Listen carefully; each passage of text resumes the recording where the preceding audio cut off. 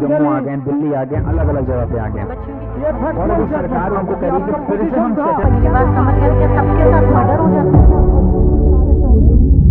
जो नेक्स्ट हम लोग करने जा रहे हैं ये लैंडमार्क है। This is collector land acquisition Anantnag. What is Anantnag? A district in Kashmir, right? Versus Masumat Katiji, and this is a case of 1987. ठीक है, ये लैंडमार्क केस है, ये प्री और मेंस दोनों में आता है। पीवाईक्यू जिसने देखे हैं, ये वाला केस लो आया है कहीं? आया है? लैंडमार्क केस लो है अनंतनाग। हाँ, इसको अलग अलग नाम से बोलते हैं, कटीजी केस कभी कभी। हाँ,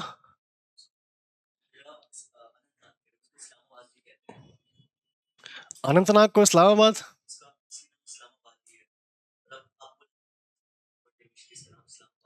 ओके ओके, ठीक है, लेकिन यहां पर जो लिखा है वहीं पे रहते हैं। ठीक है, ऑफिशियली डिस्ट्रिक्ट का नेम अनंतनाग है। ठीक है, चलो। सो याद रखो, इस केस में there was a very important thing said कि ये जो डिले हो रहा है, ठीक है, डिले का जो एक्सप्लेनेशन होगा, याद रखना आपको कभी बहुत हाइपर टेक्निकल नहीं होना है। Do not go hyper technical. मतलब ऐसा नहीं कि आप हर दिन का ही डिले का वो मांग लोगे।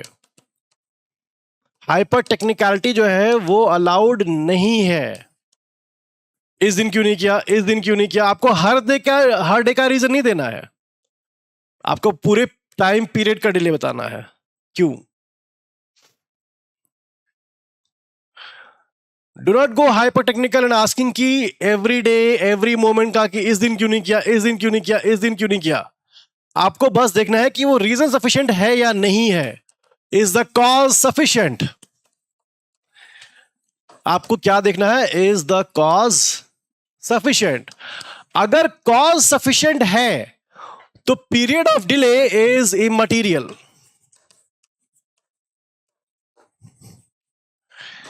Is immaterial.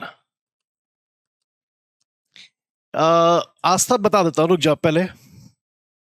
अगर आपकी कॉज सफिशिएंट है तो टाइम पीरियड कितना गया है वो इमटेरियल हो जाता है। ठीक है, देखो इस केस में कोर्ट ने कहा कि देखिए प्रैक्टिकल अप्रोच रखिए कि कोई लिटिगेंट जो है ही और she is also a normal person, उसकी भी अपनी जॉब्स है और उसकी अपनी लाइफ है।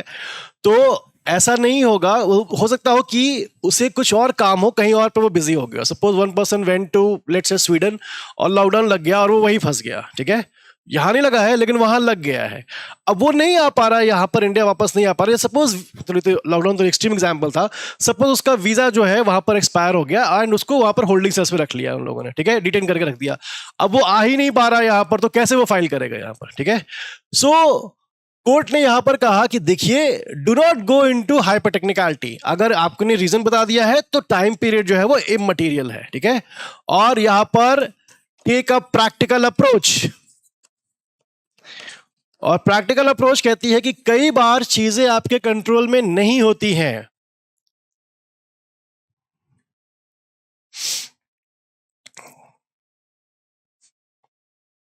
ठीक है, और ये भी प्रैक्टिकल अप्रोच ये भी कहती है कि अगर वो पर्सन डिले कर रहा है तो डिले करके उसी का नुकसान होता है। ठीक है, तो अगर वो डिले कर रहा है तो वो डेलिबरेटली नहीं कर रहा होगा, there must be some reason which can be a sufficient cause. ठीक है, तो इसको कहा गया कि यहां पर प्रैक्टिकल अप्रोच रखिए एंड सेक्शन 5 का एक लिबरल इंटरप्रिटेशन रखिए। It must be given a liberal interpretation.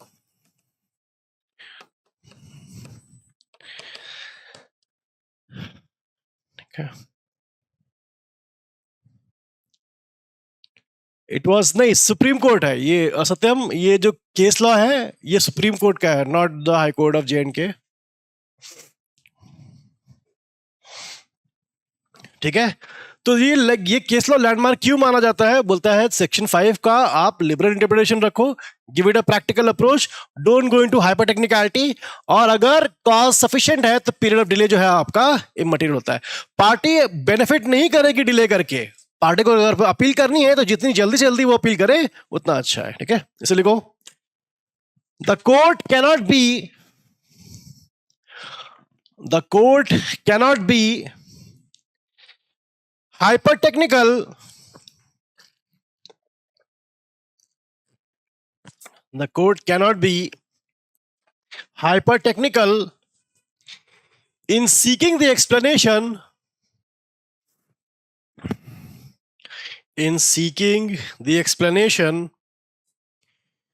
for the delay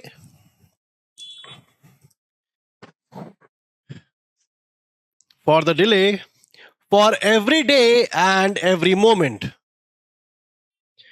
for every day and every moment.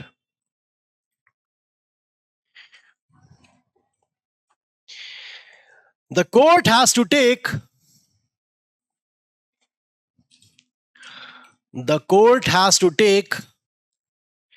a practical approach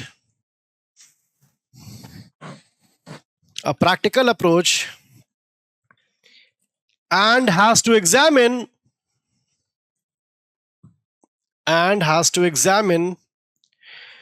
the applicant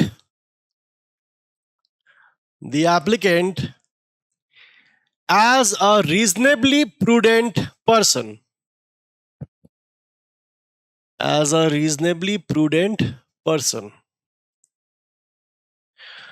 The court should keep in mind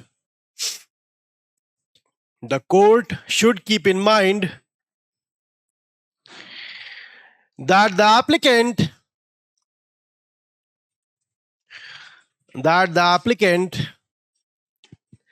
may have certain other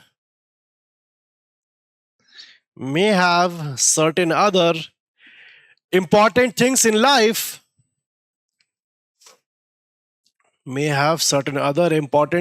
life to do. The court should take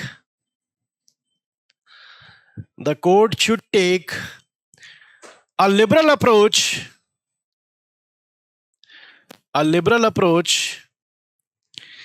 keeping in mind the merits of the case.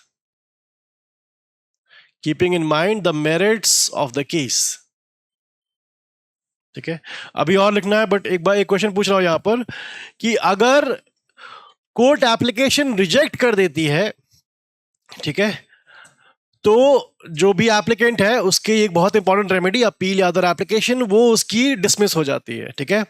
लेकिन अगर court allow कर देती है application तो at the most क्या होता है, उसकी हियरिंग होती है, दैट इज इट, ठीक है। देखो, अगर अपील आपने नहीं फाइल कर पाए आप टाइम पे तो आपके सेक्शन 5 की एप्लीकेशन लग रही है कॉन्डिशन फॉर डिले की, ठीक है। अगर ये एप्लीकेशन कोर्ट रिजेक्ट कर देती है तो अपील जो है वो फाइल नहीं हो सकती, ठीक है, पहली चीज। दूसरी चीज, अगर एप्लीकेशन अलाउ कर दोगे तो इस ज्यादा से ज्यादा क्या होगा, अपील की हियरिंग होगी। इसका मतलब ये नहीं है कि उस केस के फेवर में डिसाइड हो गया, जस्ट क्या है, appeal will be heard on merits, that is it. इसीलिए कोर्ट कहती है कि अलाउ कर भी देंगे तो ज्यादा से ज्यादा क्या होगा, हियरिंग होगी, इससे ज्यादा क्या होगा। इसीलिए कोर्ट क्या कहता है, लिबरल अप्रोच रखो हमेशा, ठीक है। इसलिए कोई वाला पॉइंट लिखो,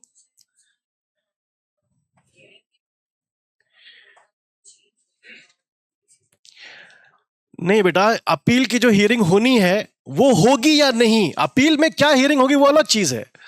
अपील की हियरिंग होनी चाहिए या नहीं ये है, ज्यादा से ज्यादा क्या होगा, हियरिंग हो जाएगी ना। अब हियरिंग तो मेरे साथ केस पे ही होगी हमेशा, ठीक है। इसे लिखो, the court should also keep in mind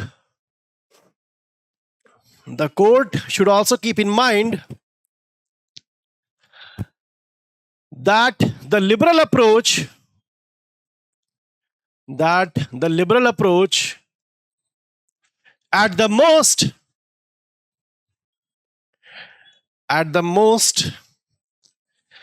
will result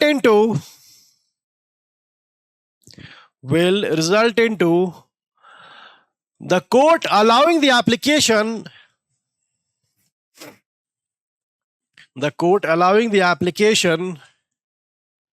and the matter being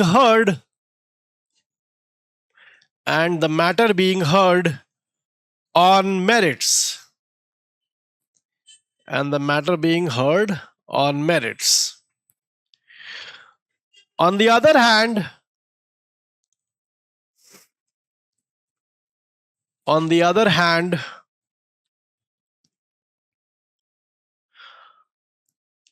a strict approach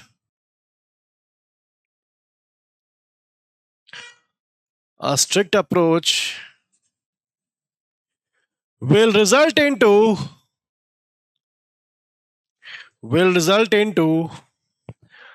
a very important remedy being extinguished.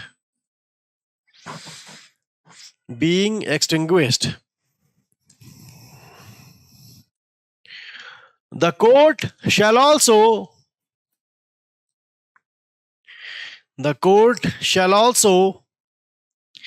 keep in mind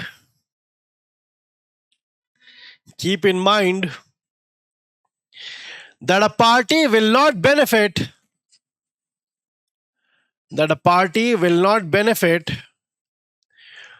by deliberately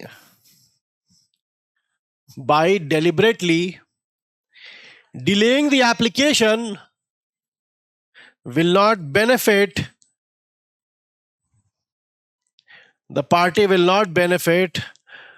by deliberately delaying the application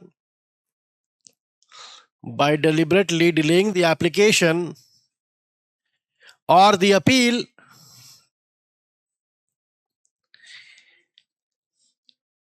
and therefore he will not deliberately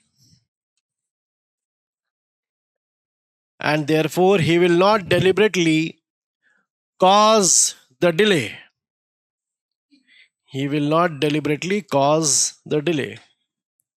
ठीक है, इसके बाद एक line और star mark करके लिखो, इसी case का है ये.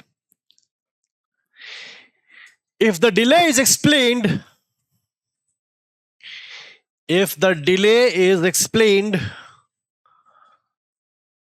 the duration of the delay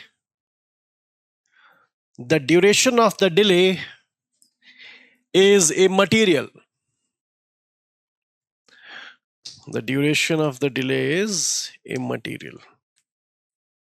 ठीक है. Subscribe for more content.